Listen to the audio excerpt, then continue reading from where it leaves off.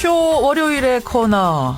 미국에는 나스닥, 우리나라에 코스닥이 있다면 뉴스쇼에는 뉴스닥이 있죠. 예, 뉴스쇼 증권시장 뉴스닥. 오늘도 두 분의 패널 나오셨습니다. 오늘은 왼쪽부터 소개할게요.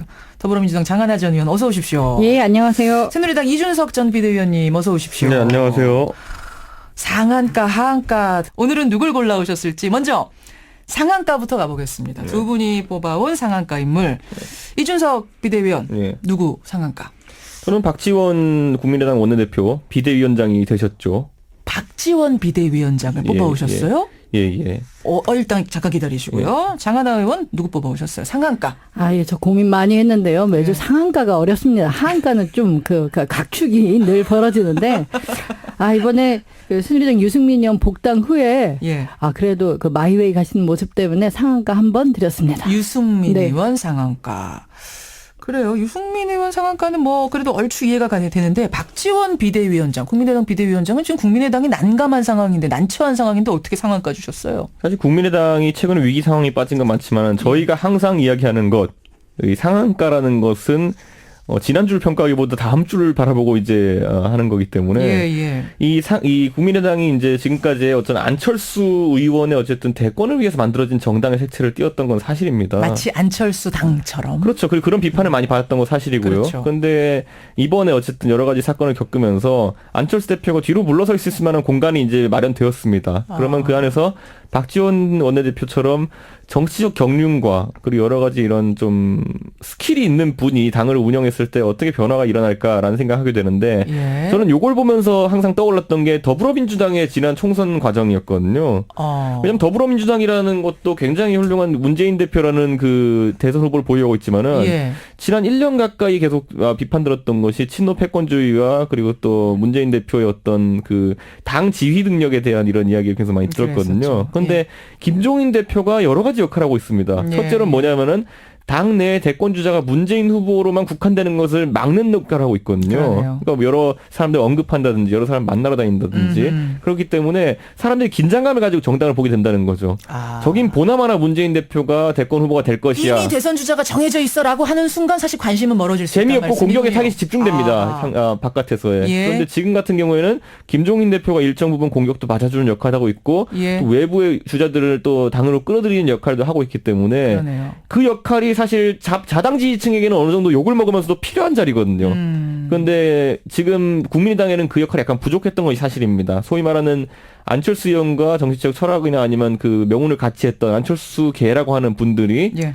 상당히 장악하고 있는 것처럼 비춰지면서 이건 또 하나의 뭐 친노 패권주의를 비판하며 생성된 친한 패권주의가 아니냐라는 말까지 나올 정도였거든요. 그때 그 흐름을 딱 끊어주는 거다. 그 흐름이 지금? 어쨌든 뭐 좋지 않은 일이긴 했지만 깨지면서 박지원 대표가 그러면 이번에 비대위원장 자리에 가면서 김종인 대표와 비슷한 어쨌든 정치적 경륜은 그에 못지않은 분이니까 예. 비슷한 역할을 통해 가지고 어쨌든 국민의당 내부에서 안철수 대표의 일정 부분 긴장 관계를 가지면서도 예. 당 전체 파이를 키우는 역할을 해내실 수 있을지가 이번에 약간 주목되는 부분이고 저는 충분히 그걸 염두에 두고 앞으로 활동하시지 않을까 생각하게 됩니다. 그래서 박지원 의원 이제 상한가 갈 일 남았다. 비대위원장 찍어오셨어요. 장하나 의원 어떻게 생각하세요? 제가 박지원 그 원내대표님 19대 때 뵀었고, 예. 뭐 제가 그 속을 어떻게 다 알겠습니까마는 예. 구단임은 확실한 거예요. 그죠? 정치구단, 그건 확실하죠. 확실하죠. 근데 과연 새 정치는 몇 단일까? 새 정치, 그렇죠. 새로운 정치에서 국민의당 몇 단일까? 안철수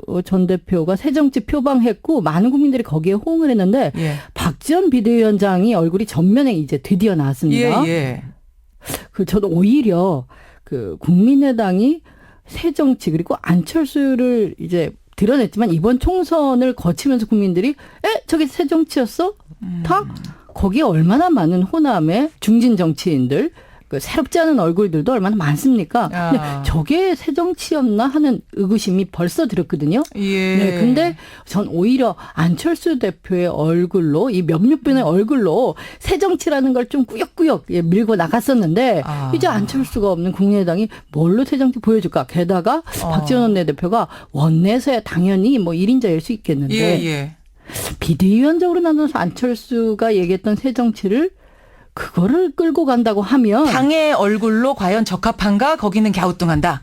뭐 국민의당 심지어 지지자분들까지도 걱정하세요? 내가 생각한 새정치가 박지원 하지 않을까? 예컨대 더불어민주당의 김종인 비대위 체제를 굳이 말씀을 하시기에 비교를 하자면 예. 의외성도 있었잖아요. 음. 그죠? 문재인이 김종인 비대위원장을 새누리당에 있던 영입했고 사람을? 전권임을 했다는 이런 게 느낌? 이 의외성이 있었는데 박지원 대표는 뭐 지금 거기에서 할 만한 사람을 굳이 안에서 꾸역꾸역 찾은 거지 국민들한테 어떤 의외성, 반전, 감동 다 없다. 그러니까 바닥을 더 칠 수도 있다. 이준석 비대위. 저는 바닥이 아니라는 얘기를 지금 장안하는 이준석 하세요. 비대위원께서 박지원 비대위 체제에 대해서 좀 좋게 평가하신 게 전 오히려 좀 의아할 정도다. 아니 근데 원래 박지원 원내대표 상대적으로 정치적으로 능수능란해 보이는 그런 형태의 인물이 선택되어 새정치민이 약간 퇴색될 수 있겠지만은 제 생각에는 뭐 그것도 국민의당한테 한번 좋은 전환이라 보는 게 지금 보면 국민의당이 좀 말로만 요란했던 좀 느낌이 있었던 건 사실이거든요. 그래서 좀 내실을 다지는 기간을 가지는 것도 중요하고 대선을 오히려 지금 한 1년 정도, 1년 반 정도 앞둔 상황에서 조직 정비를 하는 측면에서는 그분만한 카드가 없다 보고 또 내년 2월에 그 당의 일정상 전당대회가 있다고 하니까 그렇죠. 그때 또 혁신형 인물이 또 들어와서 또 이거 관리하면 되는 것이기 때문에 예. 제 생각에는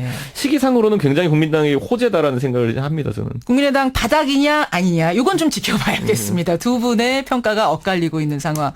알겠습니다. 장하나 전 의원 상한가 넘어가죠. 새누리당 유승민 의원 왜 뽑아오셨어요?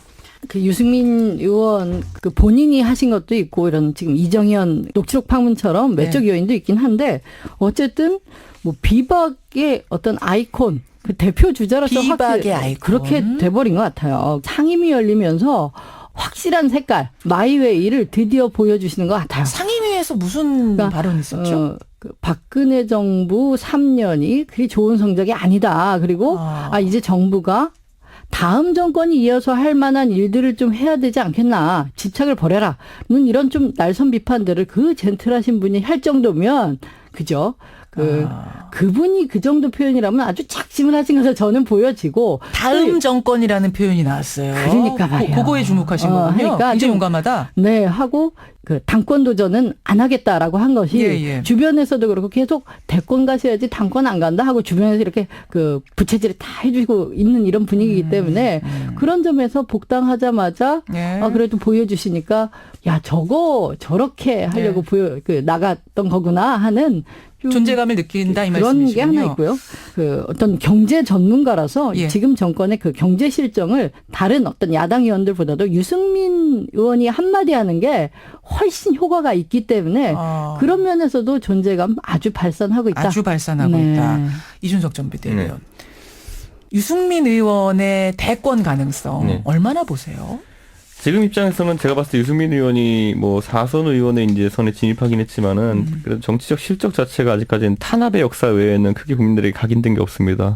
그렇기 때문에 저는 유승민 의원이 만약에 대권으로 가기 위해서는 중간 단계로서 어떤 당직을 맡는 형태가 하나 있어야 되는데 당 지도자로서의 유승민 원내대표의 활약이라는 것 자체가 이력이 경력이 많이 남아있지 않습니다. 그렇기 때문에 유승민 원내대표가 어떤 조직의 리더가 됐을 때 어떤 성과를 냈느냐에 대한 평가가 좀 부족한 부분이 있기 때문에 그 이력서의 빈칸을 메꿔야 되는 상황인데 이력서의 빈칸을 근데 지금 약간 안타까운 건 뭐냐면 당권 대권 분리룰 때문에 이번 전당대회에 나오는 것이 사실상 어렵다라고 판단했는데 하지만 저는 발상의 전환을 한다면은 이번에 전당대회에 나와도 됩니다. 이번에 전당대회에 나오면 대권 못 나가는 거 아닙니까? 지금의 룰에 의한. 라고 생각하지만 그 룰이라는 거는 사실 만약에 당권을 잡아가지고 굉장히 잘했다라는 평가가 나오면은 알아서 주변에서 우리가 룰을 바꿔야 된다라고 나옵니다. 이 사람이다. 우리 주자는 이 사람이다라는 생각이 들면 바꾸려면 얼마든지 바꿀 수 있는 거다. 헌법은 아니다 이게. 헌법 아니고 바꾸는데 개정 절차 그렇게 복잡한 것도 아니고요. 되든 안 되든 지금 나가게 되면은 그 어쨌든 정책 상징성을 가지고 붙게 되는 거거든요. 예를 들어 유승민 원내대표의 가장 큰 좋은 것 중에 하나는 뭐냐면은 뭐 사회적 경제론이라든지 아니면 국방 정책에 대한 뭐 이런 아니라든지 여러 가지 정책적 이런 면이 노출돼 있기 때문에 그것에 대한 평가성 투표가 전당대회 될 수 있습니다. 왜냐하면 새누리당은 지금 노선 갈등을 좀 해야 되는 상황이거든요.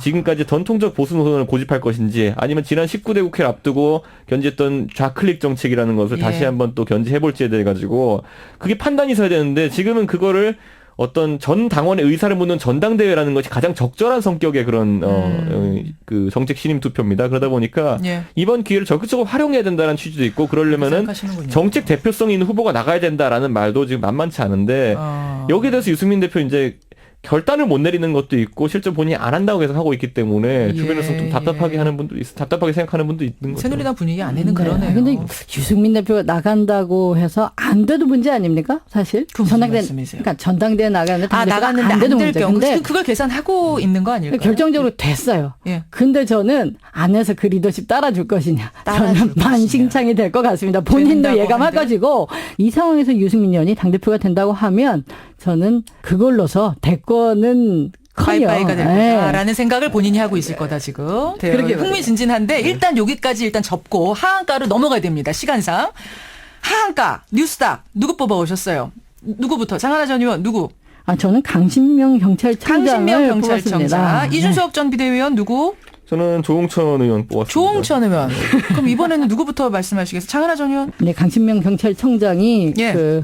지금 20대 국회 들어 첫 안행이 상임위에 출석을 해가지고 일단 백남기 농민, 백남기 어르신 물대포 지금 현재도 사경을 헤매시고 계시는데 예. 여기에 대는 CCTV 자료 등 자취를 거부했습니다. 자료 제출을 거부했어요. 그리고 이것이 지금 뭐 수사 중이다라는 얘기를 하지만 수사를 지금 뭐 거의 200일 넘어 어디 300일까지 할 것인가 이 진상규명을 못하는 것도 경찰의 실력이 얼마나 없는지를 스스로 보여주는 것인데 진상규명 의지가 없다 이렇게 보여지고요. 진상규명 의지가 없다. 백남기 씨 사건에 대해 첫 번째 이유가 그거고 또 있습니까 이유가? 네, 거기에다가 이제 예. 야당 의원들이 질의를 하죠. 그렇다면 예. 어떤 유감 표명이나 사과를 할 수는 없느냐 했더니 진상규명 안 됐는데 응? 어르신께서 지금 쓰러져 계시다는 이유로 사과를 어떻게 하느냐라고 진상규명도 안 하면서 진상규명을 안 했기 때문에 사과도 사과 못한다. 못한다. 이러고 거의 계속 자기는 완전 메비우스 띠 아닙니까? 논리가 아하. 말이 되지가 않고 예. 또 하나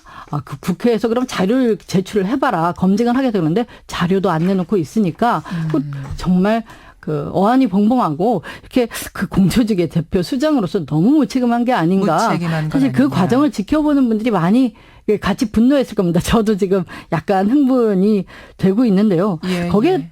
또 이제 부산에서의 사건이 학교 전담 경찰관이 여고생들과 성관계한 이 사건까지 이 겹쳤죠. 사건에 대해서도 예. 저는 정말 국민들이 막 경악하고 이거는 또 백남기 어르신 사건과 너무 반대로 뭐 딸 가진 부모라면 예. 그죠 일선의 경찰관들도 스스로 너무 수치스럽다 할 정도로 이 조직이 흔들리는 사건인데 여기 책임 있는 수장으로서 내가 사의를 표명하겠다라든가 예. 정말 이거 엄정히 규명했다 이런 것보다는 계속 책임 떠넘기기만 하고 있어요. 뭐 혹자들은 이제 남은 임기 좀 채우고 자기 일신상의 안위만 바라는 게 아니냐 정말 쪼잔한 리더십이다 이런 평가들 강신명 청장한테 하고 있고요. 키워드는 무책임이네요. 무책임. 그래서 하한가. 덮는 데만 혈안입니다. 이준석 전 비대위원 이 부분은 되게 동의하세요? 갸우뚱하세요? 사실 이 경찰 조직이 지금 좀 다양한 일에 동원되고 있는 건 사실입니다. 지금 이런 스쿨 폴리스 제도라는 것도 사실 상담이나 이런 것들에 대해 전문적인 트레이닝을 받지 않은 이 학교 경찰관들이 이번에 이런 문제를 일으켰기 때문에 제도에 대한 면밀한 평가를 좀 해야 됩니다. 하한가 이 부분 두 분 동의하시는 거예요? 국민의당이 진상조사단 만들어가지고 아무것도 못하고 문제 없다라고 했던 것처럼 경찰청도 이번에 자체조사를 했을 때 이거는 내부에서는 이제 조소 섞인 말로 일선 경찰관들이 자체 은폐단이다라고 이제 하는 경우도 있다 그러더라고요. 자체 은폐단이다라고 그러니까 스스로를 그 정도로 경찰 조직이 원래 조직성이 굉장히 강한 곳이 경찰 조직이거든요. 예. 그런데 그럼에도 불구하고 그런 자조 섞인 말이 나온다는 것은 경찰에서 항상 얘기하는 것처럼 그 스님이 제 머리 못 깎는 것처럼 좀 남이 깎아주는 머리를 이번에 좀 기대해야 되지 않을까. 외부에서 좀 들여다볼 필요가 있다는 생각이 듭니다. 자, 두 분 다 이 부분에 대해서는 경찰 조직의 문제에 대해서는 격하게 동의를 하시네요. 그럼 이준석 전 비대위원은 하한가 누구 골라오셨었죠? 아까 조홍천 의원 더불어민주당? 네, 조홍천 의원 이번에 좀 굉장히 안 좋은 모습을 보인 게 사실이죠. 예를 들어서 사실 어떤 특정인을 이름을 지목해가지고 저 사람이 성추행 전력자다라고 했는 거는. 그러니까 지금 상황을 제가 잠깐 설명해 드릴게요. 예. 대법원 양형위원 가운데 성추행 전력자가 있다 이렇게 주장을 하면서 그 사람의 실명하고 현 직장의 직위까지 공개를 했어요. 네. 그리고 보도자료도 내고 페이스북에도 올리고. 근데 알고 보니 그 사람은 성추행 전력 같은 게 없었던 거죠. 예. 그러면서 사과도 하고 보도자료 삭제도 하고 했습니다만 좀 난감해진 건 사실이에요. 어떤 의혹을 제기할 때는 상당히 검증을 했었어야 되는데 조홍천 의원의 그럼 국회에서 원내에서의 가치가 무엇이냐를 많은 분이 살펴보시면 물론 조홍천 의원께서 검사 출신이니까 전문성이 그 분야에 있는 것도 맞지만은 가장 국민들이 기대했을 그리고 또 더불어민주당에서 기대했을 거는 뭐냐면은 결국에는 어떤 청와대 시절에 어떤 인사검증을 하면서 예. 청와대 어떤 프로세스나 이런 것들에 대해서 부조리를 알고 있다면은 이번에 개선되기를 바라는 어떤 뭐 폭로지만 착한 폭로 정도의 걸 예, 기대하고 예, 지금 예. 조홍천 의원에 대한 기대감이 있었던 건데. 청와대 핵심에 대한 어떤 치부를 드러내는 역할. 아 그렇죠. 용감한 착한 폭로 정도를 기대했던 예, 예. 건데 이거는 굉장히 저질의 나쁜 폭로였다는 거거든요. 하필이면 첫 번째 폭로가 이게 이제 헛발질이 돼버리면서. 그렇죠. 그러니까 속된 말로 이거는 이제 아주 조홍천 의원의 어쨌든 그 원내에서의 그 활용 가치라고 표현하면 좀 그렇지만은 원내에서의 활동 영역이 굉장히 좁아지는 그런 결과를 낳게 되고요. 그래서 뭐 제가 봤을 때는 뭐 이것 때문에 국회의원 면책특권 같은 경우도 이제 뭐 언론에 오르내리고 하지만은 예. 그거야 뭐 원래 있었던 얘기고 상관없지만 더불어민주당이 대선을 앞두고 아주 유력한 또 이렇게 인사를 손실 입었다는 거는 지금 좀 생각해봐야 될 부분이고 개인으로도 지금 불행한 일이고 당으로서도 틈새 난처해졌다. 예, 꼬인 거죠 좀 보면. 장하나 의원 어떻게 생각하세요? 진짜 이건 결자 해지밖에 없는 것 같아요. 뭐 무슨 당으로서 그렇지만 예. 조홍천 의원이 정말 20대에서 보란 듯이 헛발질을 한 거 아닙니까? 처음부터 이준석 의원 말에 뭐 반박할 게 반박할 게 없다, 반론이 이건. 거의 없고요. 근데 뭐 당에도 손실이긴 한데 전 조홍천이라는 정치인이 개인으로도. 빨리 이거 스스로 털고 가야 된다. 정말 국민들이 기대하고 또 당원들이 기대했던 것처럼 큰 거 한 방으로 스스로 잘 빨리 이겨내시길 바랍니다. 아니 큰 거 한 방. 이분한테 큰 거 한 방 또 믿고 맡길 수 있겠어요? 아, 당연하죠. 이번 한 건으로 아무 일도 안 할 거예요. 아이고 뭐첫 20대 초반인데. 그렇죠. 첫 번째인데. 예. 어쨌든 오늘 하한가 두 사람에 대해서는 두 분이 의견 일치가 되네요. 강신명 경찰청장 그리고 조홍천 의원 이 두 사람의 결자 해지. 털 건 확실하게 털고 가라 주문을 하면서 오늘 뉴스다. 상한가 박지원, 유승민, 하한가 조홍천, 강신명 네 사람의 이름을 뉴스다 보드판에 올리면서 두 분과도 인사 나누겠습니다. 두 분 태풍 온대요. 아 진짜요? 각별히 조심하시고 다음 주에 건강한 얼굴로 다시 뵙겠습니다. 고맙습니다. 감사합니다. 뉴스닥이었습니다.